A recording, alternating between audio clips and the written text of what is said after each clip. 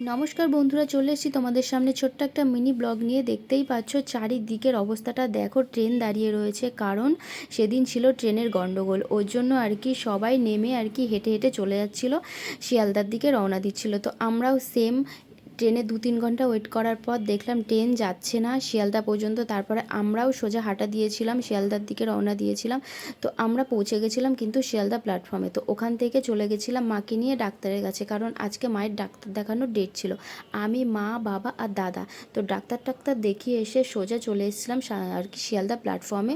তো প্ল্যাটফর্মে এসে দেখি প্রচণ্ড বাজে অবস্থা, কারণ লোকের গিজগিজানো ভিড়, ট্রেন চলছে না, 2-3 ঘন্টা পর পর ট্রেন ছাড়ছে। তো আমরা অনেকক্ষণ বসেছিলাম, বসে থাকার পর আর ইচ্ছা করছিল না বসে থাকতে। তারপরে দাদা একটা পেপার কিনে এনেছিল, তো সেটা পেতে আমি শুয়ে পড়েছিলাম। এই ফার্স্ট আমার আর কি প্ল্যাটফর্মের ওপরে শোয়া। তো এতটা শরীর টায়ার্ড লাগছিল, মারও শরীর খারাপ ছিল, আমারও শরীরটা ভালো ছিল না। তো আমাদের কপালটা এতটাই খারাপ দেখো, যার জন্য আর কি ডাক্তারের কাছে গেছিলাম, সেটা দেখানো হয়নি।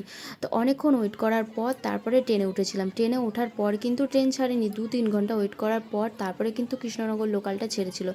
লোকালটা ছাড়ার পর দেখো ট্রেনের মধ্যে অবস্থাটা দেখো, লোকের গিজগিজানো ভিড়, মারামারি, ঘেমে পুরো স্নান, লোকজনের ঝগড়াঝাটি। তো তার মধ্যে আমরা কোনো রকমে একটু বসার জায়গা পেয়েছিলাম, কিছু দূর এগিয়ে আমাদেরকে একজন বসতে দিয়েছিল, ভদ্র মহিলা। তাই একটু শান্তি, না হলে যে আমাদের কি অবস্থা হতো আমরা নিজেই আর কি জানি। মানে এত ভিড়ের মধ্যে বসার জায়গা তো অসম্ভব, দাঁড়ানোরই জায়গা পাচ্ছিল না লোকজন। তো যথারীতি আমার কিন্তু আজকে বাড়ি যাওয়ার কথা ছিল, কিন্তু রাত অনেকটা হয়ে গেছিলো বলে তোমাদের দাদাভাই আজকে আমার বাড়ি যেতে বারণ করেছিল, বলেছিল তুমি চলে যাও সোজা বাপের বাড়িতে।